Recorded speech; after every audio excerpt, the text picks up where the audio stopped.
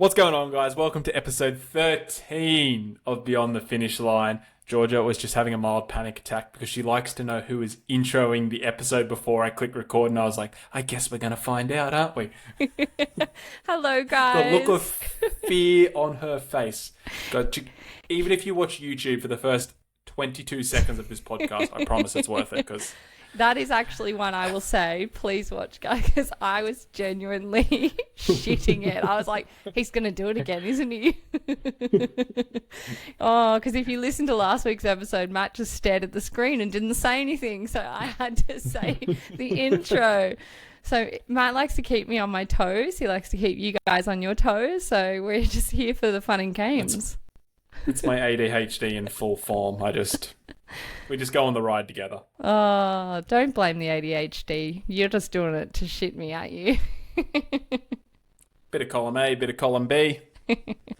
Oh, how good is that? Yeah, look, I'm excited for today's episode. I'm a little bit tired, but I'm excited. I was tired until I sat down to do the podcast, and I just got like a second win. So happy days. I'll carry the energy. Oh, do you know, I'm actually feeling a bit better now because do you know what I did just before we sat down to record this? I had my favorite thing in the world right now is it's like a Zupa Duper, but with fruit juice. Oh my God, I'm obsessed. Have you tried one? Do you know what I'm talking about? I don't know what it is. It's no. Cool. Well, I mean, you can't miss them. It's like this. I know what a Zupa Duper is. Yeah, okay. It's like it's a Zupa Duper, but it's called Berry, and it's from Woolies, and you can get them in like different flavors. But these ones are just fruit juice, so I feel less guilty having them. To all our non-Australian listeners, a Zupa Duper is an ice block, or if you're from Europe, an ice lolly. Ice lolly, icy pole. Icy pole. Yeah, what else? But yeah. It's like a long, clear tube of plastic that's filled with juice. You freeze it. It's like an ice lolly. And yeah, I'm obsessed with them at the moment because they're low in calorie, not super high in sugar. It's natural sugars. But they're so tasty, and I was feeling a little bit low, and I was like, well, I can't have caffeine because it's 5 p.m. So I had one of those. I feel so good, so tasty. Speaking of weird things I'm obsessed with at the moment. Oh, tell me. I'm on sugar-free aeroplane jelly at the moment. I'm loving it. I went through a phase in COVID for that. So good. Yep. It's great for the calories. Oh, you can literally put the whole packet, put in the fridge overnight. It what's that? I think it's 4 cups of water, so it makes 4 cups worth, and there's like 10 calories in the whole thing. You could sit down and eat the whole thing. It's incredible. That's what I did. I bought like 12 packets. They're so good. That's when I first lost a bunch of weight. That's all I was having was that aeroplane jelly for dessert. So good with like a scoop of yogurt. It's my little Greek yogurt. It's my little nighttime hack at the moment to help me just sort of kill the cravings. Yeah, so good. And actually, if you buy gelatin from the supermarket and mix extra gelatin in it and put them in those little silicone molds, you can make your own gummies, like little lollies. There you go. I know, another hack. I watch too much TikTok, guys. You know all those like recipes in COVID where everyone was buying stuff on like the Woolworths online. I'm now so conscious of people who aren't from Australia. I'm like, what can I say that's... Anyway. Supermarket. Online supermarket. Amazon. Everyone buys shit on Amazon. Yes. Like you can buy them on Amazon, the little gelatin sheets, and then, make little gummies. So good. You can Interesting. Put pre-workout in there. No, don't do that. Well, they have the pre-workout gummies and stuff, but... I've It probably never tried wouldn't work them. just making it from scratch. It might. I don't know. Don't know. Anyway, you probably could. Anyway, how was your week, Matt? You've been away this weekend. Tell us about it. Yeah, we had training camp, which was good fun. All the boys who were with the performance project who were doing Ironman Australia, we went up to Port Macquarie and put them through their paces. So swim course, bike course, run course. Just a big weekend of training, getting a vibe for the place, knowing like where to go, what to do, how to do it. But it was good fun. How good's that? So they're back up there again on the 4th of May. Is that right? Yeah, correct. Amazing. And you'll be on the sidelines this time, cheering them on, I'm guessing? Yeah, it was it was interesting because this was going to be my first race where I had a decent contingent of athletes and I would be racing. Mm. Um, Obviously that's changed now, but that was after the weekend. I was like, all right, Cairns was definitely the right choice because I wouldn't have been able to give those guys the level of support they need if I was in like competitor athlete mode. No, I feel like you probably been, wouldn't have been able to give them really much support at all because you need your own support. I would have been full psycho mode, yeah. Oh, speaking of full psycho mode, I had a few people say to me, "Oh my god, Matt's 100-day thing is crazy." Oh, really? Yeah, in a good Guys. way. They were like, "Wow, that's like so disciplined." And I was like, "Yeah, it's amazing." That was from last week's episode. I can't believe that. No one messaged me about it. I was expecting people to be like, yeah, you're a fucking lunatic. But So do anyway, you know what I did get a lot of pushback about? Was my motivation. When I was talking about motivation, how I don't like it. oh, I did see that. Is that because I put that on Reels and there was no context? Yeah, like a lot of people obviously didn't listen to the episode, but I shared it on my stories too, so I knew I would get some pushback on it. Okay, what were they saying? I found Actually, a no, lot of wait. people just Can you refresh what it was that you said? Because I feel like if someone's missed that section of the episode, it was very interesting what you said. I was even a little bit shocked in the my friend was watching the YouTube and she was laughing about how shocked I looked when you said that. So do you want to refresh everyone what it was that you said? Yeah, so the basic concept was I don't like motivation because I believe people develop a crutch for it. Yeah. And what that means is when you first start running or first start training, exercising, whatever, you're super motivated to train. And then as you progress, whether that's a week, 2 weeks, 3 weeks, motivation eventually begins to dip.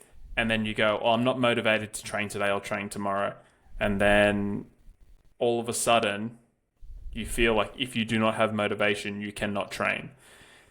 And that was the basic concept of it, where I just like try to remove that. If I am particularly motivated on a day, that's just an added bonus, but I don't try not to let it affect the equation. Yeah, it's not the be all and end all for you.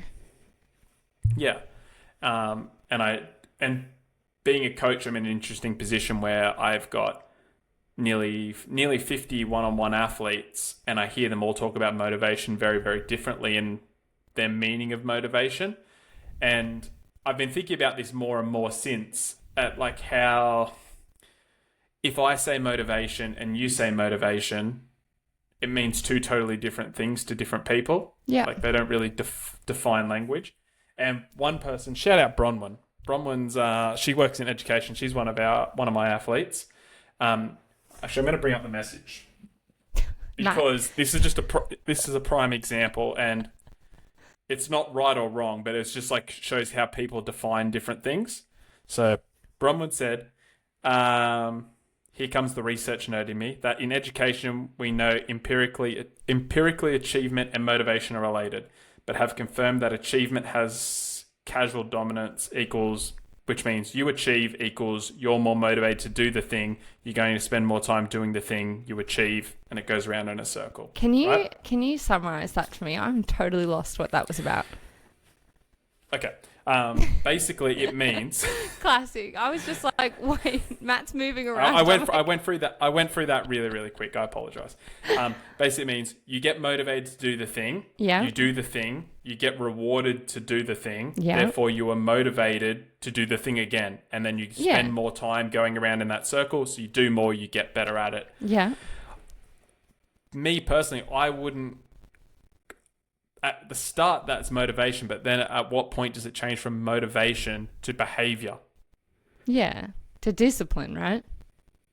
See, and you say discipline, I'd said behavior. So we're saying the same thing. Okay. But again, two different words. I just think it's interesting, and it's something I really want to work on, is articulating my thoughts into being more precise. So if I say a generic term, motivation, I am then able to provide a more articulate form of context around that. Okay. Because it was really interesting, the wide variety of different pushback I got on it from all different aspects. And I was like, oh, well, that's not what I meant. But anyway, It's hard it was when just interesting. it's hard when you're trying to convey a thought you're having, but then other people interpret your thought as something completely different. Yeah, exactly. Yeah, you weren't saying there's no such thing as motivation and that you don't believe in it full stop. You just don't believe in solely relying on motivation to Correct. get you through. Yeah. Yeah. So what were people saying to you? Just like, that's not true, or? Yeah, just that's not true. People saying like motivation's like a key part of my training. Like I'm always motivated, and I was like, well, that's not true. Yeah, that's not true. You can't be always motivated.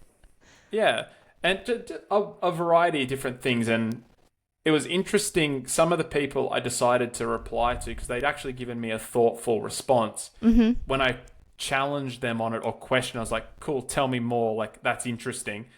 They didn't want to engage in a second level of conversation. Just been like let's push back on that, push back on me. Because like, that's how I really like doing that to get better at things. I like asking questions. Yeah. And the amount of people who just like, as soon as I pushed back on them, they just put their walls up and were like, nah, not interested. And didn't reply. I was like, oh, okay. That's the internet for you. It is, but it was still just an interesting process to go through because I don't really get a lot of people pushing back on things I do because normally I don't really post that interesting stuff that sort of provokes thought. I guess I just post a lot of training content. So it was just interesting. I mean, that's in like social media terms, great video because it sparks conversation, which then sparks people to comment, and it's great engagement. Yeah, it's like another video that I had posted was kind of like a part 1, and then I hadn't put up the part 2 yet, and people were like, I don't get it. What's happening? I'm like, well, you've got to listen to the podcast. Yeah, and it pissed a lot of people off. That's the other part of it too, is it like it's a 12-minute conversation or section of a podcast you and I have, and we convey it in 90 seconds. Like, I understand that the context isn't there and whatnot, but it adds another layer. Yeah, but if you want the context, listen to the episode. Exactly. That's Go listen to it, and then comment at the bottom underneath again, so we get the engagement. It is hard though to clip. It is hard to clip the videos because, as you said, sometimes the conversation is 12 minutes, and it's like, how do I find the points in which is the interesting? Not that it's not all interesting, but the points that can convey the conversation in the quickest manner, because online you lose people so quickly. So it's like, okay, I need to find... It's almost impossible to do it effectively. It is really tricky, but some weeks I go, I can't really pull much from this because all of the conversations are so long and in such a great way. I'm like, okay, well, I can't put this on socials because someone's going to be like, what? What are you talking about? Yeah. But anyway. Yeah, for sure. So Port Macquarie was amazing. That's obviously your high of the week, I'm guessing. Any lows? Oh, back to running, which is good. Yes, big high. Congrats. So happy for you. Good feeling. Yeah, so, got given the all clear on Thursday. So I've accumulated, as of today, 10 kilometers of volume, which is nice. What did that look like? Is that 2 or 3 runs or 1 or? Yeah, that was 3 runs. So I did 2 kilometers on Thursday as soon as I was given the thumbs up. I did 5Ks off the bike on Saturday, which probably a mistake. Probably went a little bit too hard. But it was it was weird. I was like, I'm not even going to look at my watch. I'm just going to run based on feel and just like feel for my calf. If anything feels tight, I'll just stop. Yeah. And everything felt great. Got like 3Ks in. I looked down and I was running 4-minute 40Ks. And I was like, oh, that's so too fast. Oh my God. That's so fast. That is my full-on sprint. That's so funny. Yeah, that's like a little bit. That's like my half marathon pace. So that's So that I was like, oh shit, pull up, and then I just sort of jogged the last K or whatever back, and I was pretty sore after that, rightfully so. And then I just did 3Ks on Sunday just to loosen it up a little bit while the boys ran 30. I mean, that's a great example of getting back into training like we spoke about last week, and how to ease back into training after an injury or after a sickness or something like that, and where you talk about, not putting in too much volume. And so you know, Spreading that volume out too. yeah, for sure. So you're training for a full Ironman. You would be running what, 80, 90 Ks a week, 100 normally? Yeah, yeah, 70 to 80, or 60 to 80 is like a stock standard week, and then 80 to 100 is peak. Yeah, so there you go. And I mean, for you to run only 10 kilometers, not that only it's not much, but for you, that's not much. I Yeah, mean, yeah. Like that's normally like for a Sunday long run, like that's a warm up. yeah, no, exactly. Yeah. So, no, Yeah. interesting. Very interesting. So, it's still feeling pretty good? Yeah. And again, just like sort of reaffirmed that it was the right choice because I did 5Ks off the bike and I was cooked and there's no way I was going from 0 to 42 Ks No. in 4 weeks. So Good decision. but yeah, Very good. everything's good. Oh, good. How about you, Georgia? How was your week? Look at you asking me straight away. I had a good week. Not much happening. I got my honeymoon in 2 weeks. I'm pretty clocked out at the moment. Yeah, I bet. Feeling pretty good. I had a really great long run on Sunday, 90 minutes. Clocks had just ticked over, so I went out at like 7 a.m. and it was so like bright and the park was just full of people. It was just one of those days where you really appreciate running. Or Yeah. you just get out and everyone's having a good time. The park was packed, like full of people, run It was clubs. the same at Port on Sunday. Yeah. Like Yeah. everyone was on the foreshore. It was so good. Yeah, there was like a little fun run on. I've got no idea which one it was, but everyone was in just a good mood and you could just feel the energy in the park was really good. So that was nice. No real lows this week, to be honest. I think my hip is a little bit sore after doing 40 Ks last week in total. So, I mean, that's kind of a given. And also a given because I haven't really been taking any anti-inflammatories. So I'm happy that it's only a little bit sore. I saw my physio the other day. He said everything was looking really good. So yeah, I'm feeling good. That's it. There's nothing else really. No big highs, no big lows. Just a pretty neutral week. Yeah, well, given where we're at in terms of the build for London, neutral is probably pretty good.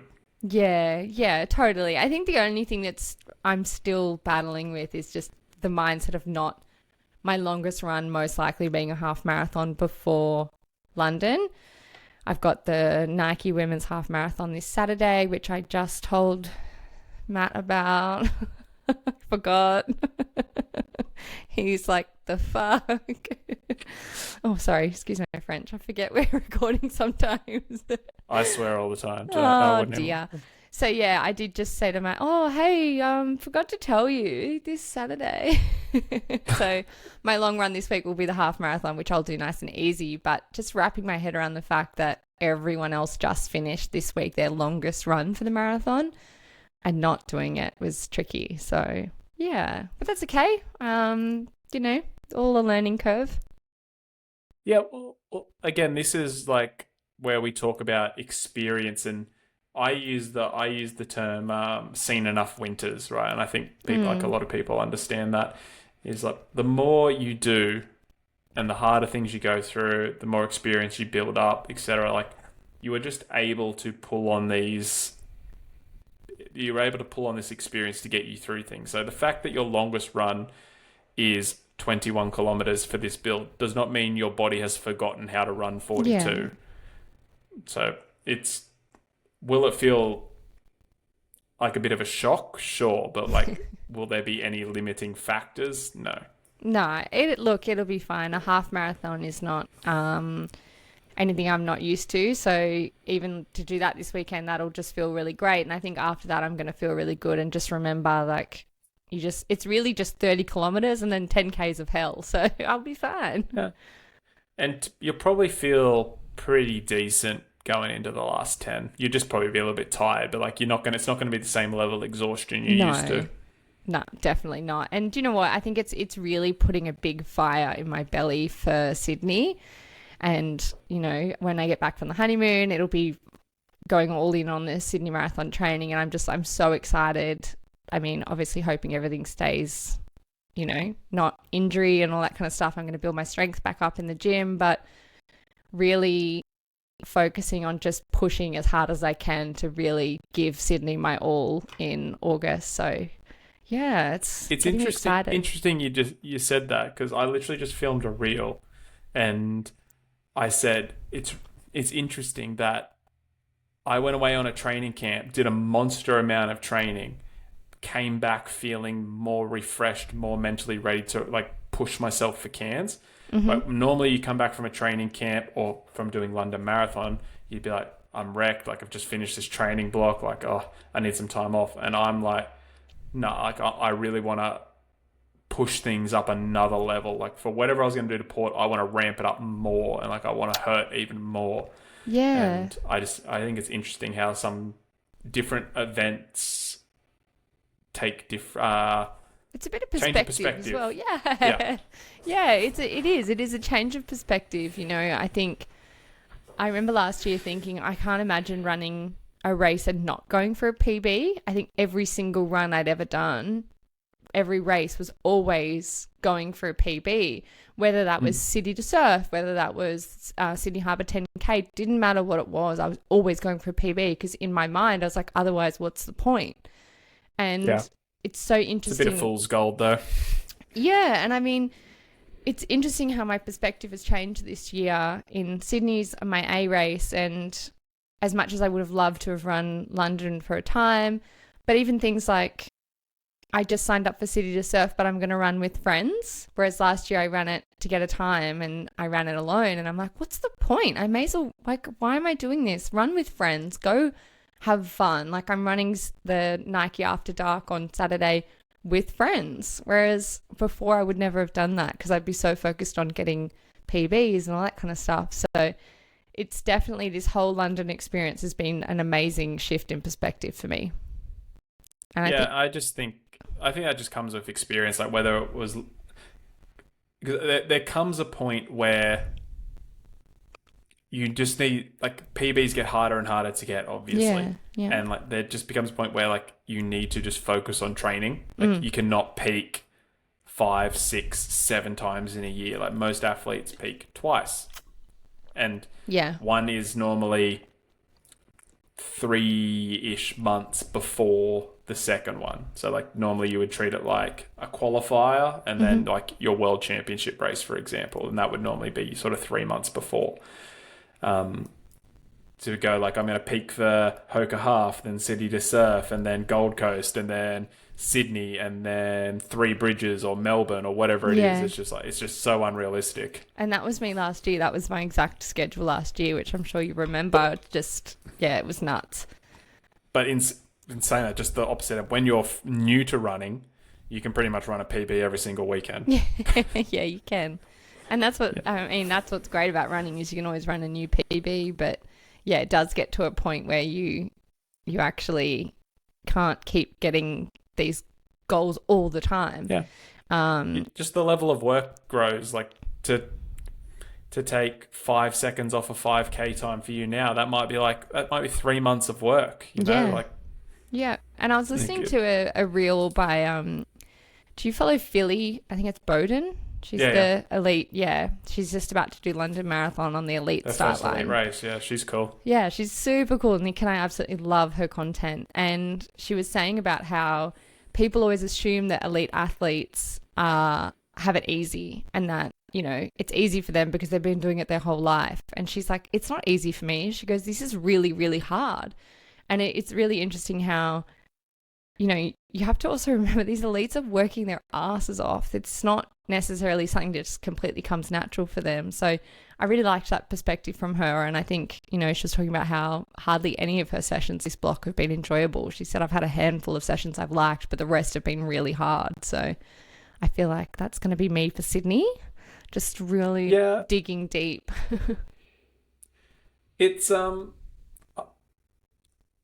It's interesting where people say it must be nice or it must be easy for them. Like, how do you think they got there? They did not get there by chance. They got there through a lot of friggin' hard work. And once you're there, the hard work does not stop. You're just better equipped to deal with it.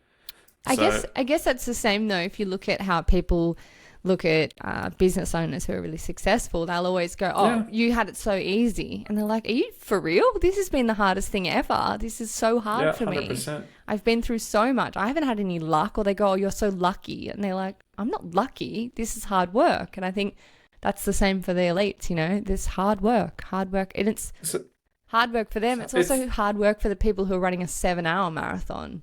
That's a long time to be running. It goes for everything. Like how many people say, "Oh, must be nice, Georgie. You've got a big Instagram following. You get the sponsors send you stuff." You're like, "Yeah, because I've fucking posted every day for 3 years in a row." Like, or, you know, whatever it is. Like that's not easy. Like people say to me, "Oh, it must be nice. Like you get to travel and do triathlon for work." I'm like, yeah, because I fucking spent 2 years building a business that can now funds me to be able to do that. And guess what? When I go there, I still have to work. Like I just the fact that my travel's covered by the business is cool. Like, the whole thing goes is work, for every though. principle. Yeah, the principle is the same. Like anyone who is successful at anything worked really fucking hard, and guess what? They are still working really fucking hard. Like that's. It really bothers me when people say like must be nice and stuff like that. I'm like, you're just it's just laziness though. Yeah, it just hits a nerve for me. I'm just like, clearly you're just saying that because you don't want to work. Like, yeah, exactly. And I mean, I think people just go, oh well, I'll never be like that, so I'll just put them down. That, you know. Yeah, fuck them. Oh my god. Anyway, moving on. I thought today, guys, we've been talking about how we're going to talk about strength training in the gym for so long, and I thought, let's not put it off any longer. Not that we actually have been putting it off, we just have had other things we wanted to talk about. But I think now that I'm getting back into the gym and you're feeling a lot better, I thought maybe we could do a episode on things we should be doing in the gym, training, all that kind of stuff. Yeah. It's strength's kind of a weird one where people almost disassociate strength with endurance, where I make the argument that endurance is a strength-based sport. Okay, I haven't heard that before. Okay, so let's just take running, for example. Yeah. You have to run a marathon. It's 42 kilometers, and you have two athletes to pick. You have an athlete who they're both equally fit in terms of cardiovascular, so they can both run the same distance, same pace, etc. But one goes in and, let's just say, squats 3 times a week, the other doesn't. Who would you pick? Well, obviously the person who squats because they're stronger, but I wouldn't assume that being really, really strong is... Didn't say really, really strong.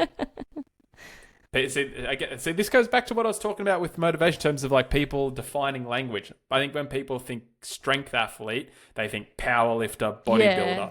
There is a big difference. Like Kipchoge's in the gym 3 to 4 times a week. I reckon I could break him over my knee. Like he's just, he doesn't look like he's lifted up. It looks like he lifts pencils for weights, mate. But I guess it's lower weight, higher rep. Is that kind of? That's sure. Let's just for the sake of simplicity. But like, just because someone squats doesn't mean they look like a power lifter. Okay. Yes, that is very true. Yeah. Yeah. So that's what I'm saying. Like two identical athletes in terms of cardiovascular, and then one person squats 3 times a week. They're going to have stronger legs. When they get to kilometer 30, whose legs are going to be used to being under that sort of pressure, fatigue? Yeah. Like. The same goes for any endurance-based sport, like whatever it is, there is a point where your muscles start to break down. Someone who has done more strength training has a bigger, exact same as zone 2, strong base. Yeah. There's a strength base as well. Like they're not going to break down at the same rate. Yeah, no, it is. And I've learned that firsthand how important strength training is. I mean, a lot of the issues that I have with my body, especially now, is just due to lack of strength. It's a lack of strength in my glutes, which then affects everything else. Creates a muscular imbalance.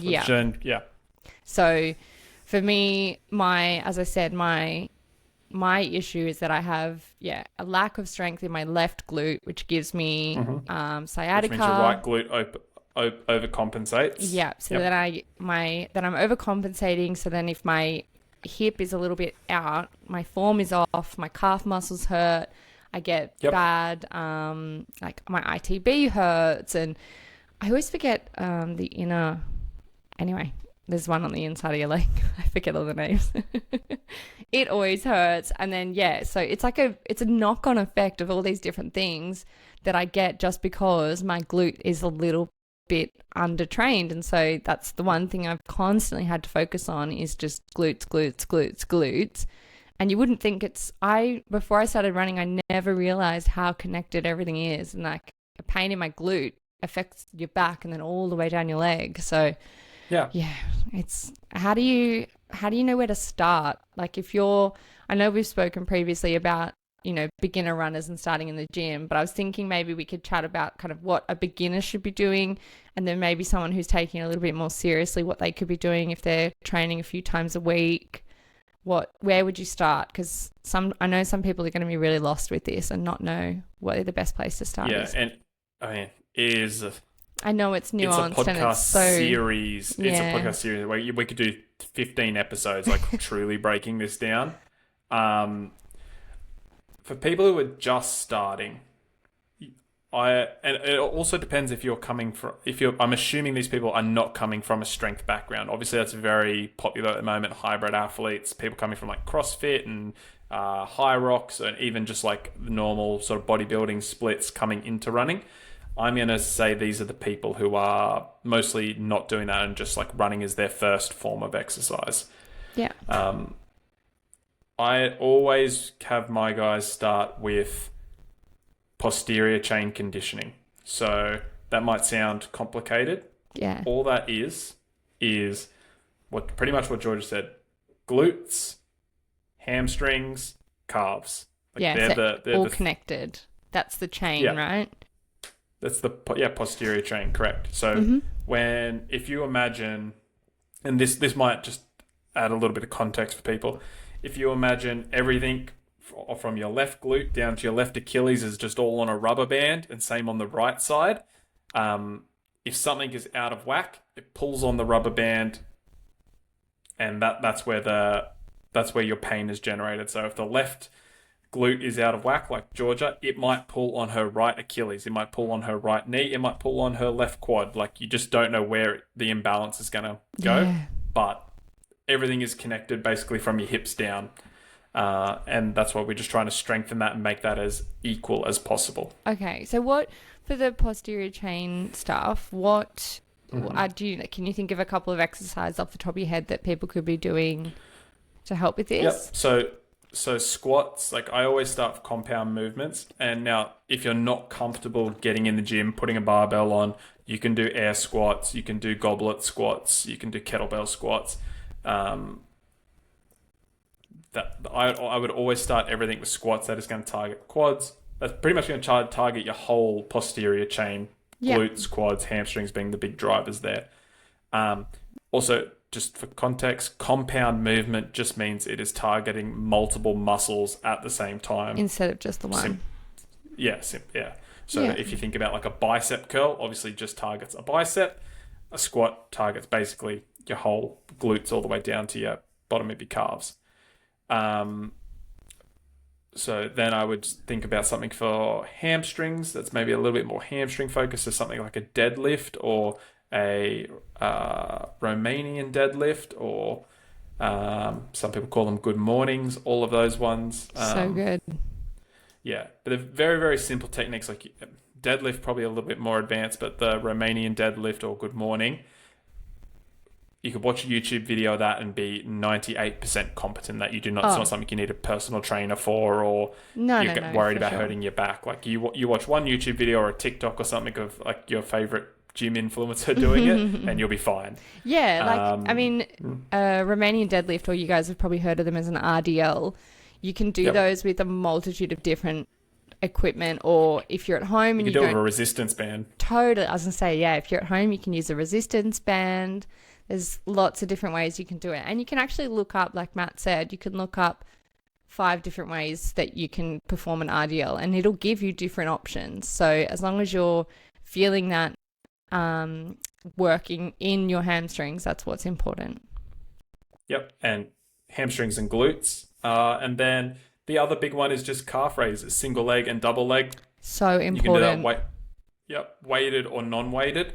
If you're doing it non-weighted, it's just about the squeeze at the top. So you go up onto the ball of your foot and you just want to hold it for 3 seconds, and maybe you do 3 seconds for the first week, second week go to 5 seconds, 7 seconds, 10 seconds. If you can build up to somewhere between 20 and 30 seconds, really, really good spot to be. Oh, and anything calf related is so good for running. And if you can't fit it in, I mean, try to fit it in. But I mean, I sometimes just do them sitting, like when I'm standing in the bathroom brushing my teeth, I'll do calf raises just there. Yep. Just cause. Or if I'm at work and I'm standing at my desk or something like that, I'll just do some calf raises there as well. I think. Yeah, I'm doing the same. Yeah, I was listening to a couple of girls from another podcast called Stronger Stride, and they were talking about their physios, and they were talking about how calf raises are really important, but it is very important to start adding weight eventually. Yeah, absolutely. When would you start to add that weight in? Yeah, that's a tough question to answer as a blanket statement. I would say once. I guess probably once you've started to not really feel too much more from body weight. Yeah. So the way strength training works is stress. You stress the muscle, which causes a stimulation to make the muscle grow. So stress and stimuli makes the muscle grow. That's Matt's favorite saying. I hear that so often. I love it. Well, it's true for progressive overload. It's the same with your cardiovascular system, same with running, like everything. Stress and stimuli makes the muscle grow. Humans are designed to adapt. If you stress the body or mind, it will adapt. Like that's how it works. Yeah. So as soon as that stress begins to lessen, you then need to add more stress. Stress in this context is weight. So cool. That's the simplest way to do it. When you stop feeling a burn, a squeeze, fatigue, however you want to quantify it, you can either increase reps or increase resistance. Yeah, that's perfect. That's kind of exactly what I was getting at. And you can also switch to single leg calf raises as well. Yep, so that would come under like the next phase of training, which I would consider unilateral training. Oh, okay. And that's where we start. Yeah, so that's where you'd start doing single leg movements and just really trying to target potentially a certain muscle, or say for single leg lunges, it's kind of like a squat, but you're just targeting like the left hand side and then the right hand side independent of one another. That's really, if we just take a step back, compound movements, let's just say you're doing a squat. When we use Georgia for example, Georgia has a weak left glute. So if Georgia does a compound movement where everything is trying to work together, her body knows that this left glute isn't strong enough to lift the weight. So all the other muscles around her glute activate and work harder. So they compensate for her. And that actually it does make her stronger, but it makes her stronger at a slower rate. The way you would bring up a muscular imbalance is then bring in unilateral work, where if you say do a left-legged lunge or a left-legged split squat, where you put your foot up on the bench and you squat down, you're forcing that left glute now has nowhere to hide. It is forced to get stronger. Now, chances are if you have a muscular imbalance, you need to use less weight because it's not as strong than say your right side, but you're putting a bigger stress straight or directly into that muscle, which will force it to grow quicker. Yeah, and on the other side of that, it's like, if you're not like me and you don't have an injury on one side, you always want to make sure whatever you're doing on the right, you're doing on the left, so that you don't get that muscle imbalance. Yeah.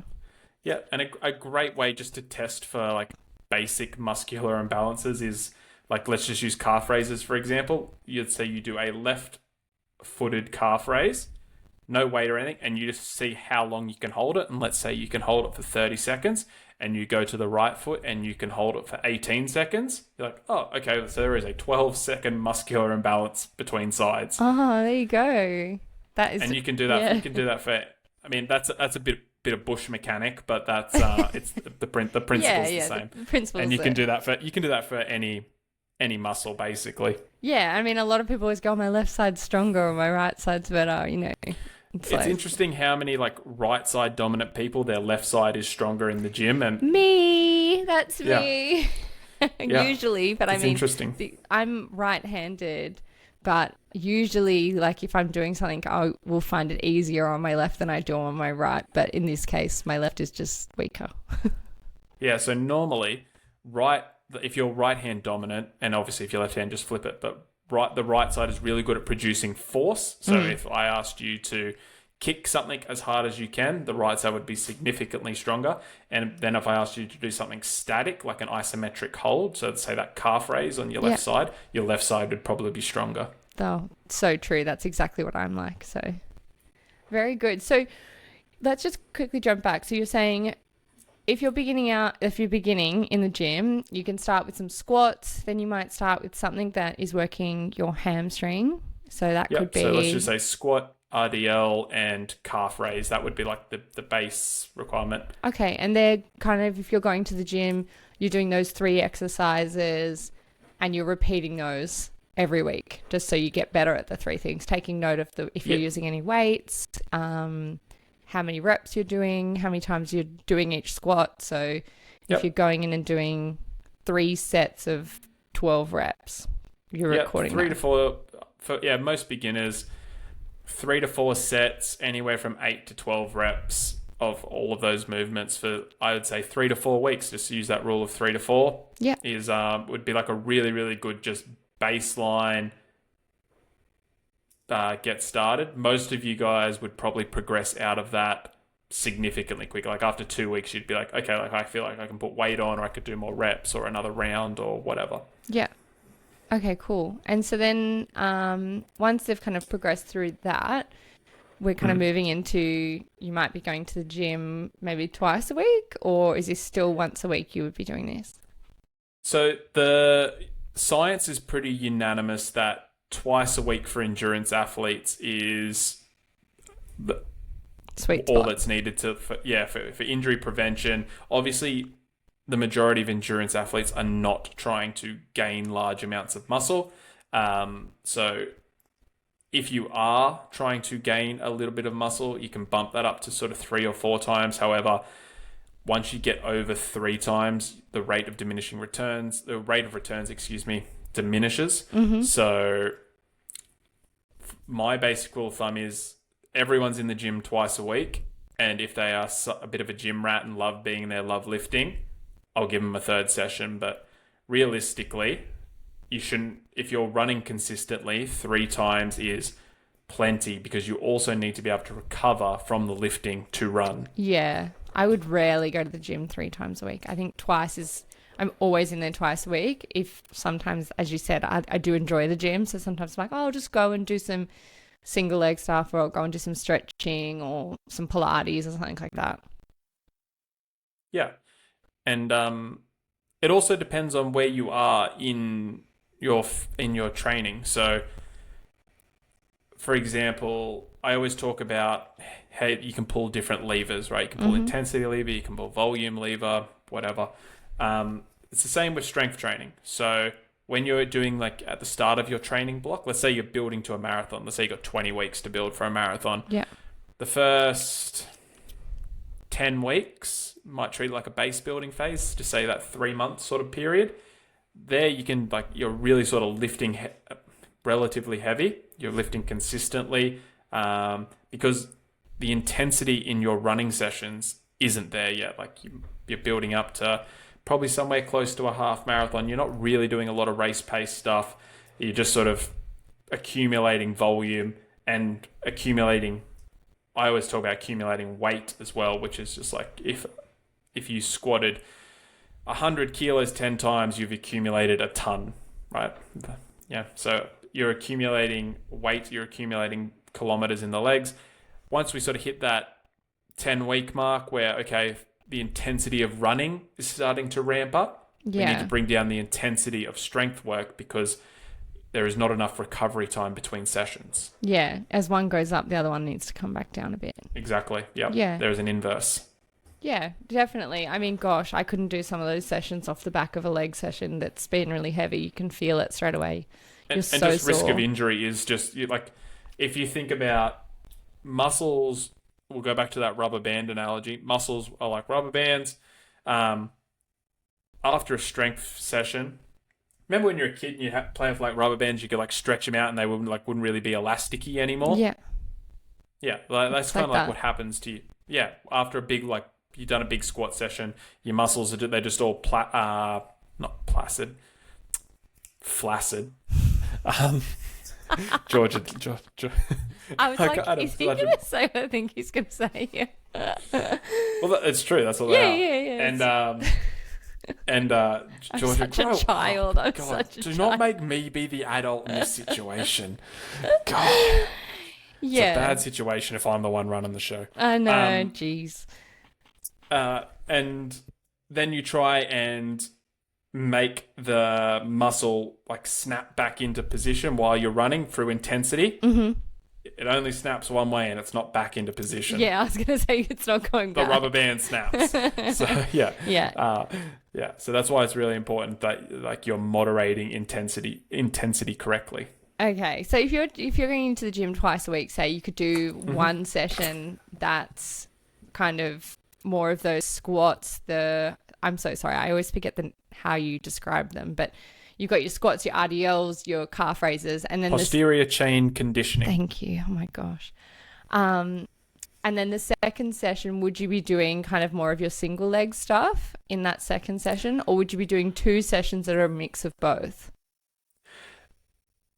For newbies in that first 3 to 4 weeks, you could separate them for sure. Yeah. I think a big part of it is also just getting in the routine of going to the gym and understanding the gym isn't a scary place. Like, it's a good place to go. Like, if you want to become a better runner, you need strong legs. Yeah, and I mean, everyone in the gym is all just there doing their own thing anyway, so Yeah, it's exactly. definitely not somewhere to be scared of. Yeah, it's still I find it interesting because like the gym's always been my happy place, and the amount of clients I get, athletes come to me and they're like, I don't like going to the gym, and I'm like, so it's definitely still a thing that people have to address. So I just thought I'd put that in. Just going to the gym you get through that session in 20 minutes, so you're going 40 minutes a week. Yeah, I mean, go and do a little bit at a time, and then you might find a bit more comfortable. You might stay and do your stretching, and then you might stay and do, I don't know, something else. But yeah, definitely don't need to be afraid of the gym. The scariest people in there are just the bulky guys, and half the time they're so jacked on other stuff. They're like, oh, hello, like this, and you're just like, most of the time they're sweethearts. Yeah, usually they're actually really nice, and there's nothing to be afraid of. I think with the gym, it just comes with a little bit of confidence. If you walk into the gym feeling confident, you'll be fine. And after 2 or 3 times, you're like, okay, I understand. That's where the machines are. That's where the weights are. This is where I can lift. Like, you got it. Yeah, totally. And I mean, if you're not sure, there's always trainers around you can ask, or just YouTube it if you really don't want to ask anyone, which is so fine. And just get yourself some headphones. I find the headphones so good because no one comes up to me, no one comes near me. I don't have to hear people around me. I don't need to hear the grunting. I don't need to be a part of it. I'm just doing my own thing. Yeah. But yeah, to answer go back to the question. Thank you. I would split them at the start, and then after that sort of couple of week mark, then you could start your compound movements, go into unilateral movements. Yeah. And if we're going to move from there, so that's kind of a beginner look at what you could be doing at the gym. If you're someone like me who's not a beginner anymore, what would you be suggesting? I know you obviously program my gym sessions for me, so I just go and just do them. But for those who don't have someone like you doing all the amazing things and doing their gym sessions for them, what would you suggest that they do in the gym? It honestly doesn't change a great deal. Mm-hmm. It starts with all of your sessions start with compound movements. Yes, they do. I break it up into, Georgia would have a squat day. So that would be like, I guess, posterior chain focused. Yeah. Then I would give her a deadlift day, which is again posterior chain, but I would say squatting is a bit more quad dominant, and this is where it gets a little bit in the weeds. But squatting a little bit more quad dominant, deadlifting a little bit more hamstring Yeah. dominant. So we're still hitting the whole posterior chain, just a little bit more focus on front and back. And then the next one, and with something we didn't talk about, where I would give you overhead movements, so something like a shoulder press, but that's more to engage your core rather than overhead strength. So obviously core is a really extremely important part of a good runner. Can you just, because it was a while until I actually realized that, can you explain to those who aren't sure why? Why is your core so important for running? Yeah. So one of the most important things with running, arguable, you could probably argue it is the most important outside of leg movement, is posture. Um, Yeah. if we go back to our two identical athletes, if one couldn't stand up straight, chest out, head up, and it was hunched over, like, and you saw the two of them run side by side, like, which one would you pick as the better runner? Like the person who's got a good posture, chest out, opening up the lungs so they can get plenty of oxygen in. That's And if you just think about like from a biomechanical standpoint, like if you're chest out, shoulders back, able to get your knees up high so you can create leg drive, like that is how the human body is designed to move. It is not designed to be hunched over, like shuffling along. Like it just doesn't work like that. So all of those muscles that hold you up and keep you in good posture, they're all core driven. So that's like your abs, your obliques, your transverse abdominis, which is what sits underneath your abs. They're all the big muscles that hold everything in. And then you could start talking about things like your lats and your scapula as well. Yeah. And so that doesn't necessarily have to be just doing ab exercises. As you said, you can I would do upper head. Like you always give me kind of a bench press. There's always military presses in there. And I do them, but I'm kind of like, I guess, how do you explain how does that help your posture doing? I don't know. Okay. So if This is the perfect example of I just listen to what the coach says and I just do it. I've got no idea why. Yeah. Okay. So let's just say, Drew, we'll put you in a military press position. You're standing up, hands above your head. Yeah. And I'm going to start putting weight plates on top of your hands. Right? Yeah. Now, if your core isn't engaged and like you're not squeezing and everything's tight so you can hold your arms up, you're not going to be able to hold as much weight. And eventually that weight is going to come down. Either your arm's going to fall or you're going to bend at the waist. Like that. They're the two options. Okay, yeah. So for you to drive a weight above and for anyone who's not watching YouTube, you guys are missing out right now. I'm putting on a show. I know I'm getting a full video here, guys. You're in on my like one-on-one coaching right now. For you to then drive that weight up and hold it up, you need to drive from your core. So it goes, core engages all the muscles in your legs, all the muscles in your glutes, all the muscles in your back and in your shoulders to keep everything rigid and solid. Okay. That's what we're trying to create. Yeah. So then I guess when you're running an endurance race or you're on a long run, you want to have a strong core so that you don't end up hunching over by kilometer 30 or something. Okay. Yeah, exactly. And again, think about chest out, shoulders back, opening up the lungs. You can get more oxygen in. Your lungs have more room to work. Your heart has more room to work. You're not actually crushing your stomach. So if you're taking in nutrition, that has adequate blood flow, even though the blood flow is already restricted. Yeah. Like, it affects so many different things. Wow, that's so interesting. I mean, I've never skipped ab stuff or core exercises, but I've always wondered why it's so important. So thank you for explaining that. And hopefully and those listening got something out of that too. Yeah, and just on ab exercises, I always give my guys a couple of ab exercises, but if you do compound movements, if we take a squat, for example, if you do not brace your upper body to hold the barbell, if you're not squeezing and everything's engaged for your core, you cannot squat. So for all of those compound movements, bench press, squat, deadlift, RDL, overhead press, that's a lot of core work. Like a lot of power lifters and not bodybuilders because they have to create a certain appearance. But like powerlifters who have six packs, that's Mm. just strictly from squatting. Like they don't do They crunches. just engage in their core when they're doing the Yeah, exercise. they're just squeezing all the time to lift that heavy weight, and they've just got big abdominal muscles. So, yes, you can do core work, but if you are hitting adequate compound movements, it's kind of two birds, one stone. Oh, cool. Okay. So, what else is there? What else do you suggest for people to be doing in the gym? We've got, the different types of movements. You've got core, upper body. Is there anything else? I would say always progressive overload. So, Can you just explain what progressive overload is? yeah, so again, you can pull different levers, whether that is weight or whether that is reps. Let's just say week 1, you did 3 sets of 5 reps. And then week 2, you did 3 sets of 6 reps. Your progressive overload week to week is 3. So you've done 3 more reps. And then the following week, you could do another 3. And then at some point, that number is going to get too high, and then you could add another set, or you could add weight and bring the reps back down. So it is just progressive overload is just doing more over time. Okay, so you're kind of, as you said, you're pulling the different levers, you're increasing reps, but your weight is say 5 kilos one week, and you're doing, your 6 reps, whatever, and then the next week you might go to 7.5. So then you would decrease the rep, yeah.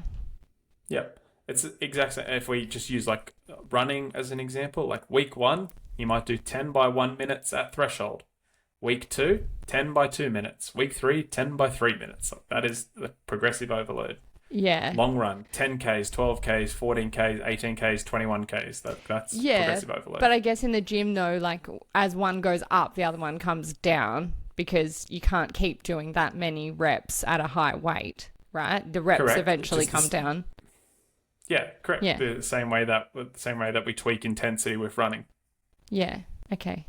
Oh, cool. Yeah. No, I found that, I used to kind of, before I used to go into the gym, and I wouldn't bum around or anything, but I never had a proper plan. And so I would go in, I would go and do 4 sets of, my squats, and I would make sure I changed the weight a little bit. But ever since we started doing that progressive overload, I found like I'm actually getting so much stronger, and oh my gosh, I can actually squat 60 kilos now, and I can do so much more. And that's just because of that progressive overload. So if someone is wanting to kind of get started with that progressive overload, it's just remembering each week you're just going up a little bit more. Yep. Yeah. Either pull. So I'll just keep it super simple. There's 3 options: more reps, more sets, or more weight. Okay. Yep. So that's it. So let's just say, you're doing 3 by 10. You can do 3 by 11, or you can do 4 by 10, or you can add weight and bring the reps down. Like that's and just making note of it in your phone or in a little book or something. Use notes. So there's a whole bunch of free apps out there that you can use, that you can put your workout in, and it has this. You can set the sets and reps and everything. Cool. Perfect. Anything else? Do not lift the day before a hard run. You don't have enough time to recover. Yeah. Make sure if you do start strength training, increase your protein. Just to help with protein synthesis. And less is more in the gym, especially if you're just starting out. Yeah, I think some people go in and think they have to do a solid hour with as many things they can fit in. Yeah, and then you'll be sore for 3 days. You won't want to run. You'll miss a week of training. Just go in, do the 20 minutes. Or if you're just starting out, if you're an experienced person, you know what you're doing. But yeah, if you're just starting out, 20 minutes is more than enough. Yeah, amazing. Well, hopefully that helps you guys a little bit in getting started in the gym. But you can definitely find lots of things online if you're not sure what an exercise is, or different things. I'm just going to bring them up. There's a really good, they're out of WA. They mostly work with triathletes, but they post some really good content. It's called Valere, VALERE .endurance. Yep. Their whole page is just strength training for endurance athletes. They actually have a strength app. I haven't used it, but I've heard, like, I know some guys who have used it. They really rate it. But they post some really good content for strength stuff for endurance runners. Cool. Love that. Love to check it out. We'll post the link for you guys in our stories so you can check it out when this goes live.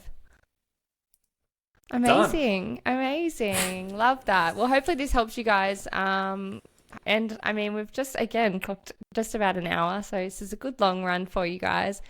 As always, make sure you jump over to Instagram and give us a follow at beyondthefinishline_pod. Jump over to YouTube and join the 4 other people who are currently watching. I don't even know if we have 4. I was telling my physio the other day, I was like, oh, he said something, oh, what's next for you? Like, you're going to start a podcast. And I was like, oh, I'm on episode 12. Like, already done it. Oh, we have 7 subscribers, thank you much. We have 32 views. There you go. Woo, moving up in the world. Mr. Beast, we are coming for you, bruh. Oh, and he's probably going to listen to this right now. Hi, Ian. And he was like, I'm going to watch this on YouTube. I'd be surprised if he didn't listen to it. Yeah, I'd be surprised if he didn't listen, honestly. Well, he was like, he pulled it up in my session. He pulled the YouTube up and I was like, oh my God, I'm dying. Like, do not look at this. I was like, no, stop, please stop.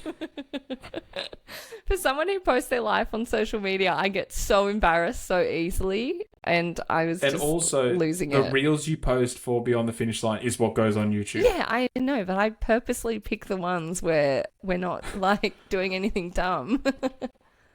It's not like I'm putting up just the entire clip. I'm cutting them up. Georgia gets too worried about things. I really do, guys. I do. And some days, I mean, I'm like, oh, God, what am I doing with my face? I just don't use that clip. I am so surprised at some of the thoughts you have. Really? Yeah, like, I would never think, oh, I look ridiculous, I'm not going to post that. I'd just be like, I posted it. I don't care. It's only with that. I don't know why. Like, even if I'm running, I don't even care. I literally got out of the pool 10 minutes before we podcasted. I've got, like, raccoon eyes from my goggles. My hair's all chlorini. I was just thinking how tanned you looked and how pale I looked. I am tan, thank you. Yes, yeah, it's been a weekend out in the sun at Port Macquarie. Oh, my God. I could spend a week in the sun and still look the same as I do right now. Yeah, well. Blessed.